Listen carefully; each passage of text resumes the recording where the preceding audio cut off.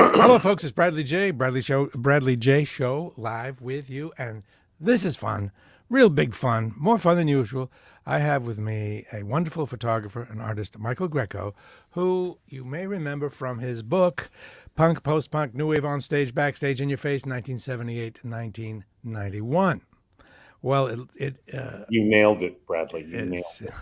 in fact, there are shows now that we're going to talk about, and you might be able to see one of these, and it's a big deal. So we want to talk about the shows and about punk itself and about Michael and about maybe where you were during those days. So where were most of these images made? Most of them were Boston images, right? Most of the images are in Boston. There's some images from the book of the Clash that were shot at Bonds in New York. I remember those of us who were around at the day, Anne Marie hooked up the writer at Boston Rock, Tristram Lozow, with who was the guy from the Sex Pistols, the big guy. Right. John Lydon? No, no, the big, Vicious? no, the other guy, the actor. I'm spacing out on his name. Me too. Um, But that's okay. he hooked us up with him. We drove down to New York. He got us backstage, and we were hanging out with the Clash, shooting them for Boston Rock. So those are really the only. And then the last two shoots, which are in Austin of Al Jorgensen of Ministry, and in L.A. of Daniel Ash of Love and Rockets. So, Okay. but the majority, 163 pictures, 150 of them at least are shot in Boston. At what point in your career were you when you were with the Clash in New York? And if it was early in your career, were you saying, whoa, this is kind of big, I'm in New York with the Clash? Or were you, a grizzled photographer by that point and it was no big deal? Well, I moved to Boston to go to college, like many people do. I was studying photojournalism in '78. The blizzard of '78, I started my internship 2 weeks early at the Associated Press by skiing into the Associated Press office on Summer Street. Mm-hmm. And I skied into the Associated Press office with 2 rolls of film. I started my internship early. And it really that was the start of my career at that point. Wow. And at the same time, I was living up the street on Com Ave at the 700 Towers. They used to call it the Zoo. Yeah. And I'd walk past the Rat, and I had started listening to punk. I think I walked in at the Battle of the Bands, and it was LaPeste singing "Better Off Dead." The Battle of the Bands. Do you mean the WBCN Rock and Roll Rumble? Perchance? Before that. Before that. All right. Boston Battle of the Band. Okay. So I walked in. So I had these parallel things happening and these parallel lives. I was a photojournalist, working photojournalist. I was still going to college also. I was a working photojournalist in '78, and I was a club kid. I met you early on there. I met Oedipus. I tell Oedipus early on when I saw him at the Rat. He had rainbow colored hair and wore roller skates, and And the story of Oedipus will intersect with yours in a little while. So you mentioned me. Where did you meet me? I lived between Exeter and Fairfield on Newbury Street. Yeah. At 217 Newbury Street. I had taken this apartment because I was a night owl club kid. I took the bedroom and made it a dark room so that I could make prints for Boston Rock, and painted the whole place dark blue so I could sleep late, and if I wasn't shooting for the Associated Press, I can sleep all day. Right. And then Albert O and Tammy Heidi were dating at the time, and they were both jocks at WBCN. They were at that time. They were at not yet TBS. Not yet. I see. They were friends of mine from the Late Risers Club, and so I willed my place to them. But the local restaurant was TGIF's Friday down the street, and you were my waiter one day. And that's the first time we met, and you were like, "I'm going to be a DJ. I'm going to be a DJ," and I'm like, "Wow, this guy's determined." It's like, good luck to him. And sure enough, yeah. What year you figure that was? Oh man. When did you start DJing? And when did you work at TGIF Fridays? Okay, so I started in 1979. I did radio at University of New Hampshire, WUNH. And the moment I came to Boston to get a job. I got a job the first day. I walked down Newbury Street. I went into Fridays. You got a job? Yes. Busser. Okay. Can you start on Monday? Yes. Boom. And by the way, you can still do that today. The people aren't so keen on it, but you can if you want. I mean, you had moved up to waiter at the time. Oh wow. Okay, so that's got to be 80, the second half of 1980. Yeah. So that's when we had met, and at that point, I was in the punk scene. I had this dual life. I would wear a button-down shirt and khakis and hiking boots, to go to work, to step on other photographers' toes if they got in your way, and at night I would grab my ripped up t-shirt and my tight jeans and my leather jacket and my cowboy boots and I'd be on the club scene. I literally had this double life of sex, drugs, and rock and roll at night, and working in the prim or Boston society during the day. And sex, drugs, and rock and roll became your job, like me, kind of. Yeah. Before we go too much further, I want to, in depth, talk about where the show is, where you can see it, when it is, the who, what, when, where, why, and we'll beat on that 2 or 3 times. Okay, so this is the first show on the East Coast. As I was mentioning to you, we have a bunch of galleries. I have like 6 galleries in the UK, and I have a bunch of galleries in the US. This is our first show in the Northeast. The gallery is the Anderson Yezerski Gallery. It used to be the Howard Yezerski Gallery, and he's taken on a partner, the gallery director, Renee Anderson, who's amazing. It's right on Thayer Street. The hilarious thing about it is I used to crash at the ground zero loft upstairs with holes in the floor and holes in the walls and holes in the windows. And there used to be, I think it was it 34 Thayer Street? There was was it 34? Yeah. Because and those people that lived in those lofts would heat it in the winter with the gas stove. It was camping out, man. And it was, so I would crash at that loft, and I was joking to, my friend Marcia Maglione, who's a photographer in Boston, who was my girlfriend. We were joking about sleeping in one of these sleeping bags in the loft and getting crabs in the sleeping bag. Like, ouch. It was a bit of a camping out for sure. Yeah. And by the way, the leather jacket store, Vanson Leather, which is highly sought after leather jackets, I think they started out on Thayer Street. They definitely had a big store on that street. So now it's the Shishi Close Street galleries, Bang & Olufsen. It's so changed, and it's so funny because it's like we would crash. We would have Ground Zero would have these parties all the time, and they'd get like James Chance and the Contortions, or James Chance and the Whites or the Blacks or whatever, and he'd play and beat people up in the loft, and that was our living space. Okay. And this show takes place when? There are a couple of events related to it. The show is previewed now. It's up if you want to go see it. The official opening is Friday, May 19th from 5 p.m. to 9 p.m. I'll be there the whole time. I'm going to brave it the whole time. We've got a panel discussion on Saturday with Oedipus and Jim Sullivan, who was the music critic for the Boston Globe, and my buddy in the trenches with me. Eddie would take me to shows all the time on the Cape in his little Mazda RX-7. We'd run down and see Joan Jett and the Clash down there and hang out. And so it's the panel will be, old home week. It'll be great. Does he still have that RX-7? Because he held on to that a long time. I don't think so. Okay.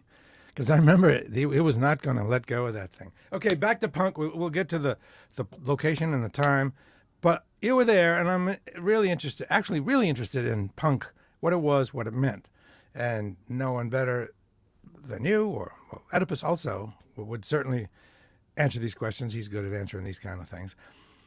Did you think it was a big deal? Something was going on. We were accomplishing something at the time, or were you just having fun? We weren't. It wasn't just having fun. You realized you were part of a rebellion. Like, I grew up in New York, and the only rock I really listened to were the Velvet Underground, Bowie, and who else? I loved Roxy Music, but my rock tastes, and I hadn't been exposed to Iggy yet. My rock tastes were very limited because what you would hear on the radio like sucked ass. It sucked. It was terrible, right? It was Rush, Journey, Kansas, Styx. It was manufactured music by the record companies to sell records and drive sales. That's all it was about, AOR radio, album oriented radio. So we knew we were part of something that was rebellious.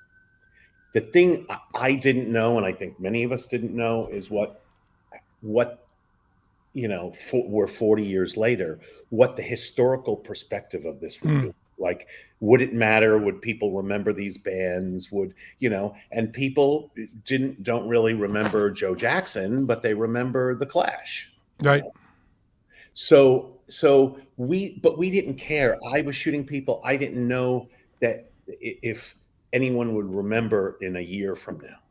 But I loved the music. I was part of the scene. We were part of this revolution. And I think that Boston was a bigger scene, and it's not just punk, it's punk, post-punk, new wave. I think Boston was a bigger scene than New York. Had more clubs, had more people because of all the colleges. Bigger scene in a smaller town, which meant that you would be running, you could really be somebody and have a real identity within that scene pretty easily. You could even start your own band and be playing and be a punk artist. You're absolutely right, and that's a new perspective. That's a great perspective. It was a big scene in a small town, and I think it was the biggest scene in the country. From a historical perspective, all the bands started their tours in Boston and ended their tours in Boston, and they'd fly back to the UK from Boston. But there really was a huge following. And remember, Oedipus had the very first punk radio station in the world. I looked it up. He started Nocturnal Emission in 1975. Rodney Binghamheimer, Rodney on the Rock and K-Rock was 77. John Peel started playing punk in 78. Oedipus exposed us on that little 50-watt station. Was that Nocturnal Emissions at the time, or was that Demi Monde? That was Nocturnal Emissions. Okay.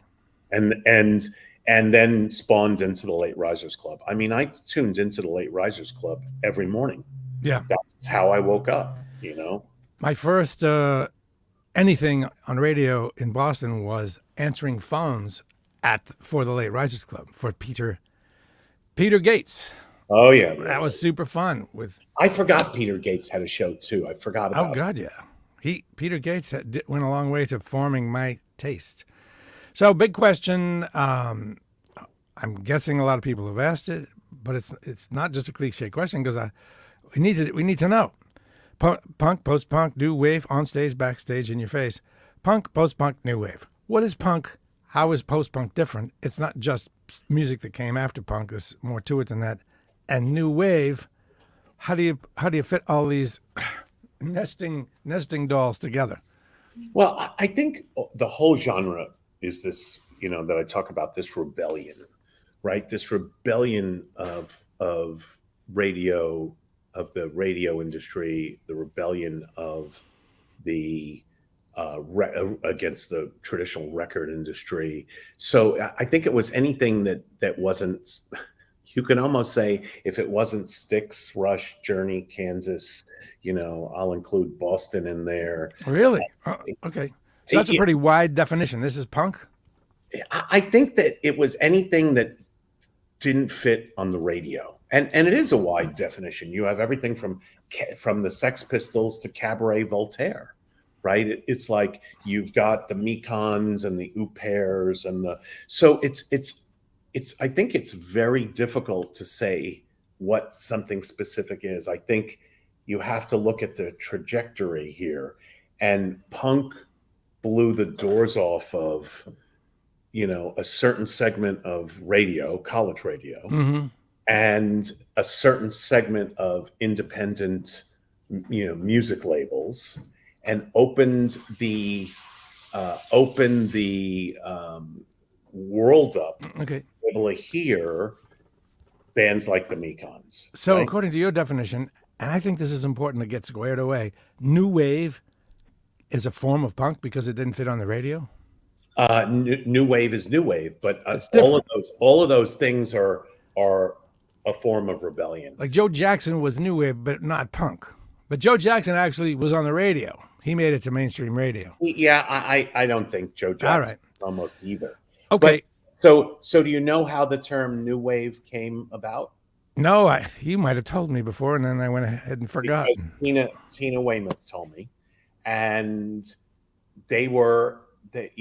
Seymour Stein was their guy at the record company, and the marketing department would keep trying to book the band, and all the radio stations were like, we're not putting a punk band on the radio, we're just not doing it.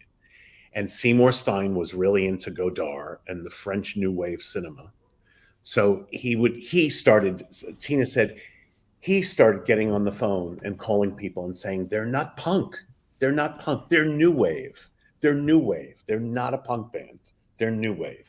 And that's how they were the Talking Heads were the first band to be a new wave band. And that's how the term came about. So what is the difference? And I have this conversation all the time. Is it a keyboard thing that makes it new wave? This is important stuff to get nailed down now. I think it's, punk, you know what punk is? It's the speed, it's the anger, but where do you put the Buzzcocks? They were punk. Yeah, they were. Yeah. But at the same time, they were pop punk. Like they would do these little kitschy little, ever fallen in love with someone, you shouldn't have fallen in love with. It's like, it had this driving, what do they call it in pop music? Hook? No. Hook. Yeah, a hook. It had a hook. But it had punk music with a hook. All right. Here's the way I see it. You can tell me. You're probably more of an expert than me. To me, punk has to have a certain element of self-destruction, and it's about destroying the big, bloated out, pompous arena rock bands, and at the same time being certainly self-destructive. Other people disagree with that, but for me, you can't have a successful, for a long period of time, punk band, because it's all about destruction, including self-destruction. That's where I'm at, and that's why I maintain. But then you get the Buzzcocks. What do you say about the Buzzcocks or the Clash? I have perfect. I'm glad you brought up the Clash. According to my definition, and not inconsistent with my definition, if you're successful, you have morphed into something else. And I think maybe after a while, the Clash is not a punk band, an awesome band, a post-punk band of some sort, but Sandinista, and then, of course, Should I Stay or Should I Go? Not a punk band. Should I Stay or Bleep Bleep Bloop? They're successful. And that they were a punk band, and they became something else. So my definition stands that the one that I love, and the one that excludes Green Day. I hate calling them a punk band. To me, they're a punk style band, much like, say, hit a Grecian urn. They're not the 2,000-year-old Grecian urn dug out of the ground. They're a Grecian style urn made in a factory, 2,000, in Secaucus, New Jersey, or some factory somewhere. And they're not real punk to me. I can't allow them to be in the same group as the Sex Pistols. Comments? I would agree with that, but the Clash were still punk because they were so politically divisive and politically, yeah, the music morphed a little bit, but you listen to a song, you listen to the lyrics of a song like Charlie Don't Surf, and they're not driving the nail home with hard hitting music. They're driving the nail home with the lyrics, yeah. Charlie Don't. Okay. So So Don't Bob Dylan Surf. drove the nail home with his lyrics all the time, but not a punk band. Yeah. Yeah. All right. Yay. I think that, even Sting told Jim Sullivan, who wrote the introduction to punk, post-punk, new wave, on stage, backstage, in your face. Sting told him, if it wasn't for the Sex Pistols, we would have never gotten airplay. We wouldn't be here. We couldn't have gotten airplay. Even us, who was more of a pop band, we had too much of an edge, and we weren't part of the music system. And if the Sex Pistols and the Ramones didn't blow that door open, right, the police wouldn't exist. And that's the historical perspective. That's I absolutely believe that. And there's another example of punk band becomes something else. Next to You, punk, but every little thing she does is whatever. Good song, not punk. And there's no crime in morphing and moving on. Okay. Once again, where can we see these photos? And give us an idea of some of the photos, some of the images we can see. It's on Thayer Street. It's the Anderson Yezerski Gallery. It's on like the south side of Thayer Street. I don't have I'm looking for the number. All the numbers are on Harrison Avenue. 460 Harrison Ave. Yeah, but that's the main, because Thayer is a walk street. Okay. They don't have a number on Thayer, so 460 is the beginning of the block. But it's okay. But you walk in at 460 Harrison, you walk down Thayer Street. It's about in the middle. On Friday, hopefully there'll be a crowd there, and a fair amount of people and all of that.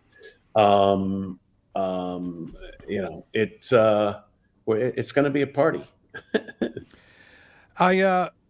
Phil says this would make a very lively face-to-face panel discussion. Well, you are actually having a panel discussion. Maybe somebody will bring up that question. I doubt it, but at least you're prepared now with your response. There you go. And this is the first time. The show's called Days of Punk, which is significantly shorter than the title of the book. Days of Punk. And this is the first time that it is going to be shown that it is being shown on the East Coast, correct?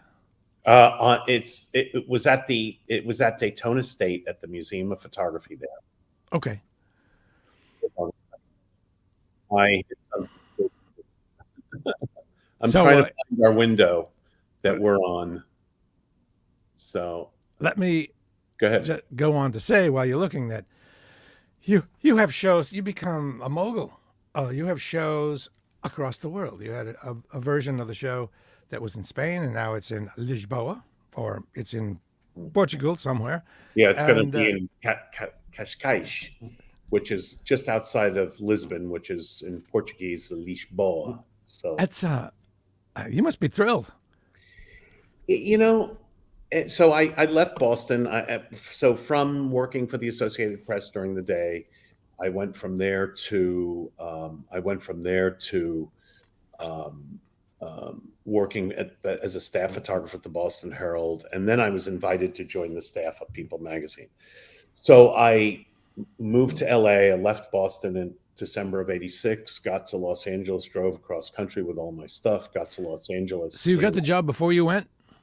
Yeah. Oh, so that's huge, man. You must have freaked out. That's a giant gig. I outshot two People magazine photographers at the Maria Shriver and Carolyn Kennedy weddings, and people had to pick up pictures from me. And Beth Filler, the deputy director of photography at People magazine at the time, said, if you ever leave the Herald, I'll give you a job. And you said, how about tomorrow? No, I was too dysfunctional at the time for that. Instead of actually making plans and saying, what would be the best city you need me in, I just packed up the truck. I literally called her from a payphone on the road. And I'm like, Beth, I left. She's like, where are you going? And I said, at Los Angeles. I've always wanted to live in Los Angeles. I hear, oh, shit. Just like the Beverly Hillbillies, you loaded up the truck and moved to Beverly. So I said, I heard, oh, shit. I said, what's wrong? She goes, we have a lot of people in Los Angeles. But she said, but I gave you my word and you'll be shooting for us when you get there. Wow. So I sort of, this work, the funny thing about this work is it sat in my file cabinet for the past 40 years until we thought it would be worth trying to get a book. It sat there. So we really, we had to edit it. But when I moved to LA, I wanted to do celebrity work. I started shooting magazine covers and TV shows and movies. And I sort of left the music scene behind me. I had a kid who's 30, who's 31 now, son, and a couple of girls. And that the rock and roll lifestyle wasn't conducive to family and everything else. So I morphed into this celebrity photographer and never really promoted or scanned these images or printed them. So this is, the majority of it is all unseen work. About being a photographer back in the day, it wasn't, you couldn't take endless photos for free. It cost money. It was a hassle to develop them. So you see a shot or you don't. Is there something you can explain, or is it just inherent? This is a good shot. Boom. What do you see in the frame, or what are you seeing that makes it something worth capturing, that makes it, all right, boom? What is it, just a gut feeling, or is it something you can explain? That's an interesting question. I mean, you go on an assignment as a photojournalist. It's like the second half of my career was different because I built sets. I came up with concepts with the picture editor. I, did all sorts of different things that were not what I did as a photojournalist. But as a photojournalist, I mean, you cover an assignment. You do everything you can. If there's a moment to do a portrait, you do a portrait. You try to make it a great portrait. You try to be in people's faces, for the portrait. Adamant and Poison Ivy doing this, and you try to incite something out of the subject. You cover them performing. You cover them doing press at WTBS. You do everything, and then you look through the negatives. You take your loop or you make contact sheets and you look through the negatives and you pick the prints you want to do. And, you might print 10 and 5 of them are better than the other 5. And then you give them to Greg Riedman down the street, who was the editor in chief of Boston Rock when he worked at Newbury Comics. Greg was hilarious. He's like, we had a payphone at Boston Rock. We didn't even have our own phone. It was a payphone. And, instead of like me trying to call you, I would walk down the street and know you were always there. And I can give you an assignment or look at the take, that we had assigned. That's cool. Hello to Greg, by the way. Warm regards. Also, I want to make a big deal out of Oedipus. I don't think he gets as much credit as he gets. I don't think he gets enough credit for his role in the scene. And even not enough credit, believe it or not, for his role at WBCN. He actually set the tone for the whole thing. Without him, it wouldn't have been WBCN. So big props to you for early on and getting the punk thing and being involved. And props to you for your role at BCN. And also Jim Sullivan. Jim Sullivan has to get credit for being there and still slogging it out. So. Right. Props to you, Jim Sullivan, as well. He's not at the Globe still. No, but he's at Jim Sullivan Inc. still, right? Yep. Okay. I mean, those of us who were on the inside knew, though. Like we knew, like to think about, and Eddie and I have done some mutual press together and things together. It's like Eddie did the Demi-Moan in 75 and was bringing in the Talking Heads, Johnny Lydon, maybe not Johnny, I think the Talking Heads, the Ramones, he had the Clash on. And some of these bands weren't even playing Boston. They were just there and they came by. He got them to do interviews. Yeah, wasn't it the Stranglers that came in? The Stranglers were scaring everybody. Yeah. At every radio station, they came in.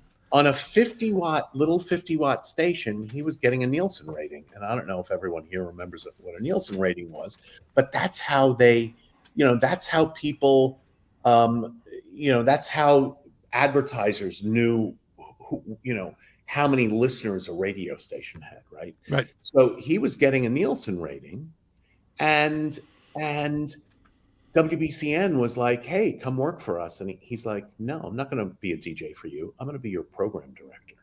Now that's, I've gotten a little. Is that how it went down? Is that Yeah. how it went down? Okay. Yeah. It's like I got a little bit of chutzpah, with some success in my career, but he had it in his 20s, and then he got in and mixed in, the punk stuff with whatever else he had to play. Aerosmith. I remember he and I were at a show together, and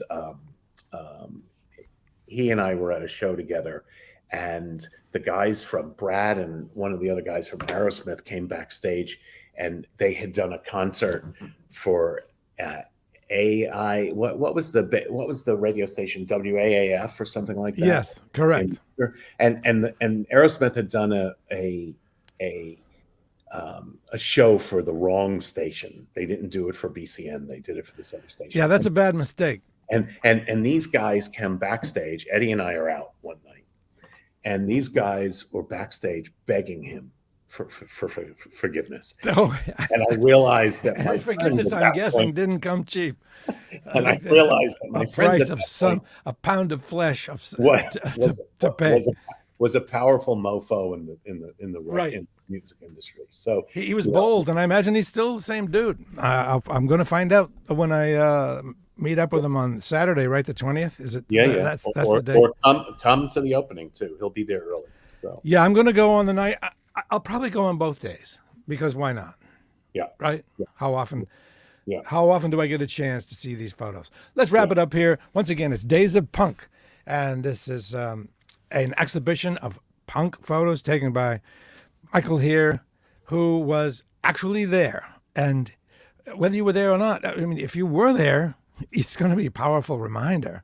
And if you weren't, you'll say, "Wow, so that's what it was really like." If you are, young enough, so the idea of punk. If your idea of punk is Green Day, man, you need to see these photos. That's where I'm at there. So, Michael, thank you so much. All the best to you, and continued giant success. Well, from Exeter Street to the radio, and for me to LA and back to Boston. So good on you, and I'll see you on Friday and Saturday. Sounds good, my friend. Thank you. All right.